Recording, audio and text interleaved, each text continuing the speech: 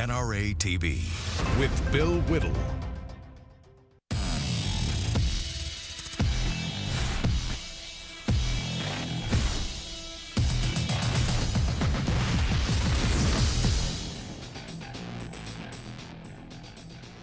Hey everybody, welcome to the Hot Mic Show, live from Los Angeles. I'm Bill Whittle, and Hot Mic is right about to come on, but he's lying down. He's had one of those, mud facials, and he's got a couple of cucumbers. All right, dude, whatever. He's not going to be on today. We'll look for him tomorrow. Today we're going to be talking about the Women's March, which we've been covering a little bit of, leading up to its actual marching of the actual women. This whole thing basically was the latest series of a chain reaction that began, as you know by now, as we've been talking about it just pretty much extensively for the last couple of weeks, when Dana Loesch began to put out a piece called Freedom's Safest Place, which had the audacity, the temerity, and was plainly unfair and racist enough to basically show left-wingers rioting in the streets and say, hey, you know what, we're getting a little tired of this. So back and forth we went. But since we spoke to you last, they had a women's march from the NRA headquarters to the Justice Department in Washington. I would like to say about this. First of all, you can see some of the people marching here. It doesn't strike me as a, particularly enormous civil rights movement here. But there's a lot about this women's march that's a little disturbing, aside from the fact that these people strike me as a little bit disturbing. The whole purpose of the Women's March is basically to say that because the NRA pointed out how violent leftists are and used video to that effect, they basically are coming out and saying that they're protesting against the hateful attitude of the National Rifle Association, not to mention the racism, of course, and the misogyny, and don't forget the homophobia, because you're not an organization if you don't have all those things mixed in. But you really have to understand something too here, and that is that this entire idea of a march, the entire idea of what they're doing, the whole general premise of what the NRA said is hateful and harmful to us, and it's mean, and why would you be such nasty people? When, as I say, in point of fact, all we did was show left-wingers beating people up, burning cars, smashing windows, and so they go. And so they say things like, we're better than that as a people, and on and on and on and on about how hateful the whole thing is. This is all part of the campaign to basically demonize and delegitimize any opposition to progressive policies. It's how it's working. It's how it has to work, you see. When you're dealing with a political philosophy like modern progressivism, which is based on nothing but emotion, that's it and that's all, raw emotion. When you're dealing with raw emotion, then all you can do is say, that hurts my feelings, and ignore the actual data on the ground. So that's what we're going to be talking about today, is some of the actual data. I don't know if we have it teed up, but one of the people that responded to the to Dana's response, to Grant Stinchfield's response, and so on, was Black Lives Matter, and Black Lives Matter did a response. But let me just start with that tweet, because that's what I told our poor producers what we're going to do.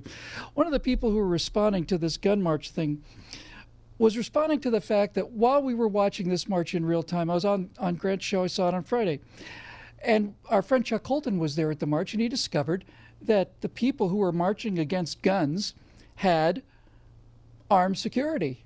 Can you imagine our surprise? It's another one of these things we'll be talking about a little bit later on in the show. The anti-gun marchers had armed securities, and when we questioned them about this, when on Twitter, Dana Loesch and some others basically said, seems a little hypocritical, don't you think, for you guys to be marching against the idea of gun ownership and protesting the NRA for wanting people to have their own means of defense, when you, in fact, have your own personal armed security? And the tweet you saw there was from a spokesperson for Everytown for Gun Safety. That's a gun control group. And this tweet is from one of their spokespeople, Erica Soto Lamb. And when asked why they have armed security, her response was, because people on your side of debate threaten our lives. We are not anti-gun. Why do you criticize our security? Same you want for self. Now here's where I get a little confused, Erica Soto Lamb. I get a little confused at this. First of all, I don't know whether people on this side of the debate are threatening your lives, but I do know that the actual violence is from leftists onto conservatives. It's conservatives who are beaten up at these events. It's conservatives who are forced off of campuses on speaking events. It's conservatives who get their heads beaten in with beer bottles in Manhattan, as we saw last week on the show. It's conservatives who get themselves brained with bicycle locks just trying to attend a speaking event in Berkeley, California, at the University of California, Berkeley. So it's your people, it's the progressives that are doing the actual violence, but that's not the real point. The point is this. Here's the person from this gun control organization, Every Town for Gun Safety, saying, well, we want armed security because why are you criticizing our security? We just want the same as what you guys want for yourself. And this is where I think I have quite a short circuit. We're not anti-gun? Sure you're not. Why do you criticize our security? Same you want for yourself. Aren't you marching against what we want for ourselves? Am I missing something here? Did the spokesperson for Every Town for Gun Safety say, hey, we have armed security because we just want the same personal security that you want for yourself? Does that mean we're on the same page then, Erica Soto-Lam? Is that what that means? Because yes, we do like to have armed security for ourselves. We like to have it in our own person because many of us can't afford to have our own paid professional security. Plus, a lot of us think it's kind of fun on top of it. But again, here's the thing. I don't get it. You're basically, your response to is, we think it's hypocritical for you to be marching against guns and have your own guns protecting yourself. And for you to say, hey, we just want security the same way you want it for ourselves. Didn't you just lose the argument there, Erica? Didn't you just lose the argument? You're paying for armed security, and when we say it's hypocritical, you say, well, we just want the same things that you want. I don't know. Maybe it's me. Some of these things seem easier than they appear to the naked eye. In any event, we got a lot of great stuff going on. We'll bring on our guest in just a minute. I don't know if I called for this out of order. Do we have that Black Lives Matter response to the original Dana Lash piece? Because that's got something interesting at the beginning I'd like to talk about real quick. They use their guns to assassinate black people. They use their schools to funnel black students through a school-to-prison pipeline. They use their state institutions, bought politicians, business conglomerates, and white supremacist domestic terrorists to incite violence over and over again. And then they use their new president to enact a law and order administration, all to make them shoot first, to make them ask questions later, make them scream, I thought he had a gun in his hand, and I feared for my life, and he matched the description of a suspect, and she was threatening them. So that's the Black Lives Matter response to Dana Lash's original piece, and it's shot kind of in the same style as Dana Lash. And here's the problem with that. You see, first of all, they went 2/3 of the way through that, and then all of a sudden they say, why the darkness? The entire Black Lives Matter movement is predicated on a lie. And as we pointed out last week on this show, the lie is that in 2014, something like 6,000, and I forget the exact number, 6,087 black homicides, of which 243 were committed by police officers under any circumstances, including being pointed at gunfights, all the rest. Total number of black homicides in 2014 was 4%. Was 4%. So when Black Lives Matter comes back with a response to Dana Lash's piece, and they're claiming that the NRA exists so that white people can go out and exterminate black people, and hands up, don't shoot, and all the rest of it, even if they were correct, and even if every single one of those police interactions were dealing with unarmed black people, and they weren't, by the way, then why would you make such an enormous deal out of 4% of your problem when 96% of your problem you not only don't address, but you simply absolutely adamantly refuse to admit that it even exists? In any event, the hypocrisy of this whole march thing is just over the top, and I can't track it by myself, so I don't have to, fortunately. Let's bring in our guest from Breitbart.com, Dr. AWR Hawkins, who's been a regular here on NRATV, but it's first time on our show. AWR, good to see you. And I want to start with something that you wrote in your article on this march, and I think this is the entire point. You said pretty much, quote, "The left has one standard for themselves and another for the common man." Can you give us a couple of examples of that, and especially about their general, just how much they despise the common man? Well, I mean, the example is they have the march against guns, as you know. It's against the NRA and against guns, and they're protected by armed guards. I mean, you've discussed that. That's the example. But you have Shannon Watts. She has armed security. You have, and she's been running against our Second Amendment rights, running little surrogate campaigns with the Democrats for years. And so these people think that they enjoy something that we can't enjoy or shouldn't enjoy. I should put it that way. Michael Bloomberg's a great example. He's surrounded by armed security, but he wants to be sure that we don't have the guns that we need to defend our own lives. It's hypocrisy 101. But it's what you expect from the left. The left is a caste system worldview, and by that I mean they don't see 3 or 4 castes. There's not a middle class for real. In their mind, there's the ruling class and then everybody else, and that's what we're stuck with right now. I mentioned on Grant's show this morning that I really think that's one of the 2 big motivations for the anti-gun movement on the part of the left, and that is. Big part of it is what you just mentioned. The elites on the left consider the ability to have somebody defending their life. It's like a perk for them, isn't it, AWR? It's like a perk. Right. It's like a company car or a really nice health care plan.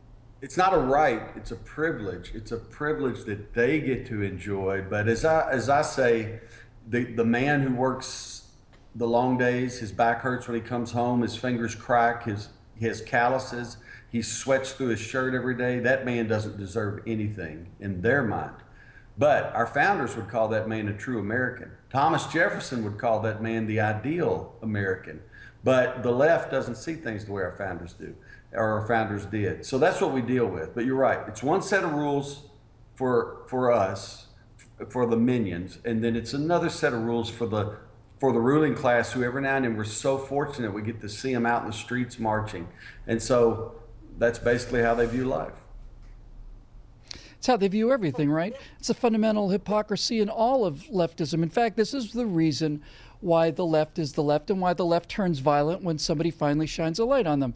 The entire idea of progressivism is a lie, and it's a lie. And here's the thing, AWR, they know it's a lie.